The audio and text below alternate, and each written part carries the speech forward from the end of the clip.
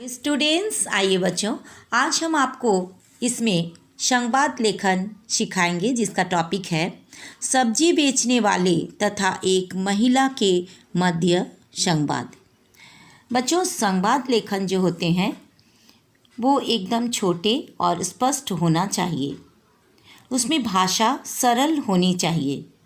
विराम चिन्हों का उचित प्रयोग होना चाहिए। जहाँ पर जो विराम चिन्ह देना है वहाँ उस चिन्हों को अवश्य देना चाहिए। संवाद विषय से संबंधित होना चाहिए। जिस विषय में दिया रहेगा उस विषय से संबंधित होना चाहिए।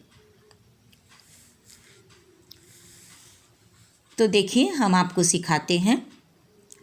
महिला: अरे सब्जी वाले।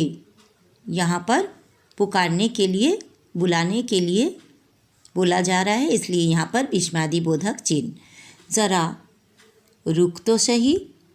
यहाँ पर लास्ट में पूर्ण विराम, क्योंकि ये वाक्य कंप्लीट हो गया। सब्जी वाला: लो, फिर यहाँ रुक कर, इसलिए अल्प विराम। बहन जी, रुक गया।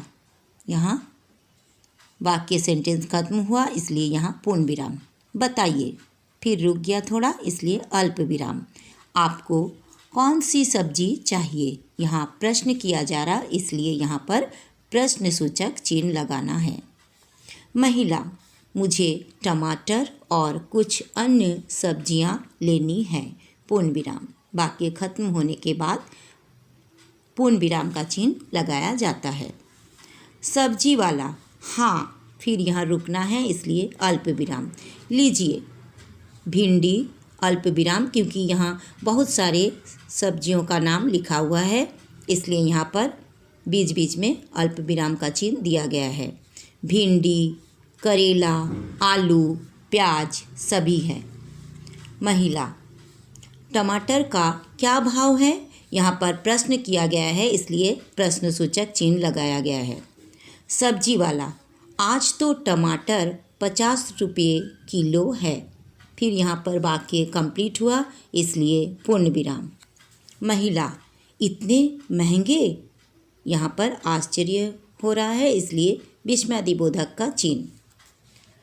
सब्जी वाला: बहन जी, फिर यहाँ थोड़ा रुक कर, इसलिए अल्प विराम। कल तो यही टमाटर 60 रुपया किलो थे।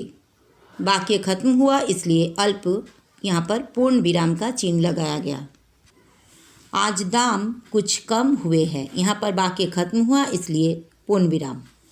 महिला: इस महंगाई ने तो हमारा बजट ही बिगाड़ दिया है। यहाँ पर वाक्य खत्म हुआ, इसलिए पूर्ण विराम। सब्जी वाला: ये सब भ्रष्टाचार और काला बाजारी के कारण हो रहा है। यहाँ पर सेंटेंस खत्म हुआ, इसलिए पूर्ण विराम।